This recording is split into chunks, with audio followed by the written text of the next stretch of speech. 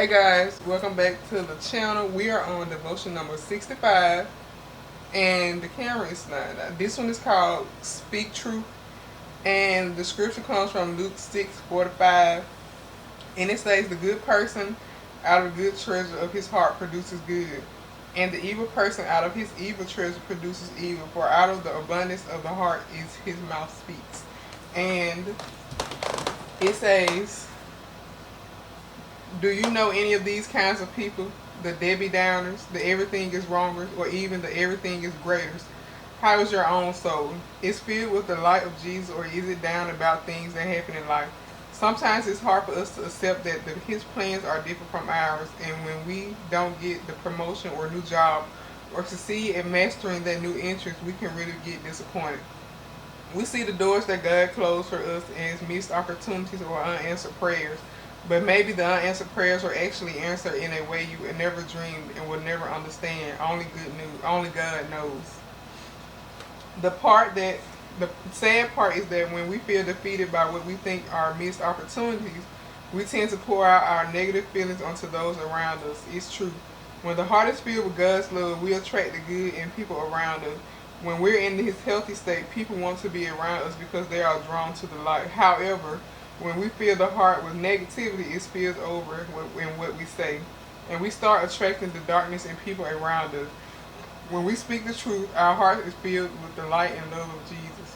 When we focus on the negative, we're negatively well. Negativity is exactly what we get and give.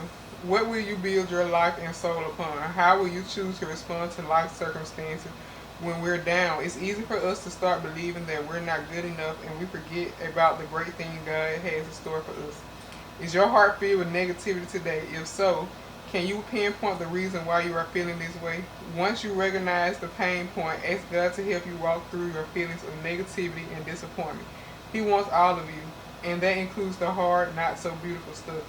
Ask Him to fill you with His light so that you can reflect in those around you. And I always tell people that whatever you say and whatever you speak, like the tongue is powerful. Like whatever you speak over yourself, that's what you will be. If you feel like you will never amount to nothing in life and you will never be nothing in life, then that's what you're gonna be. But if you speak, I'm gonna be great, I'm gonna do this, I'm gonna be successful, I'm gonna be loved, you will be those things. It's power in the tongue.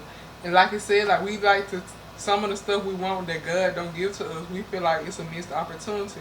And sometimes not getting those things can really hurt us, but we have to realize that God knows our plan, and He didn't let us get it for a reason. And sometimes when we get disappointed from those things, we tend to let it reflect in our everyday life.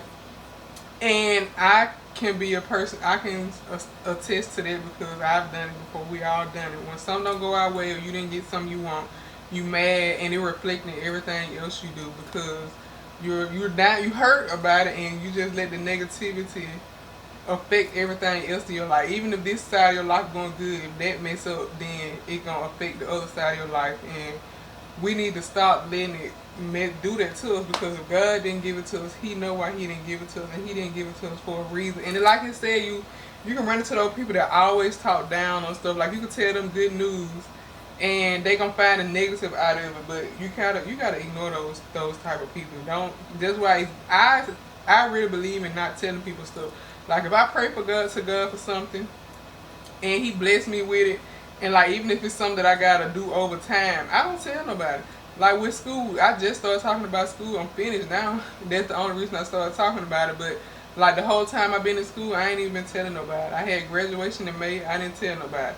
And then I just got done now, so I'm just now talking to people. But I didn't say nothing about it because they gonna find a negative. They gonna want you to feel. And like sometimes we tell people good news, they can't take it. And then like I said, you always got to people who everything always great.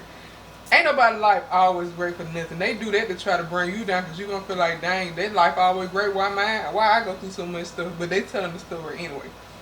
But like I said though, we need to not to focus so much on the negative aspects of life, and try to think about the good. Just know that everything that happened in your life happened for a reason. If God don't let it happen, He didn't let it happen for a reason.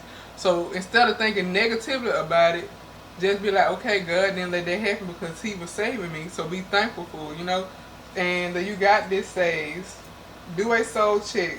What is your soul filled with, positivity or negativity? When you face situations, do you find yourself tracking in downward spiral, feeling bad for yourself and filling your soul with negativity? Lean on Jesus and begin to fill your soul with good treasure and produce even more good through Him.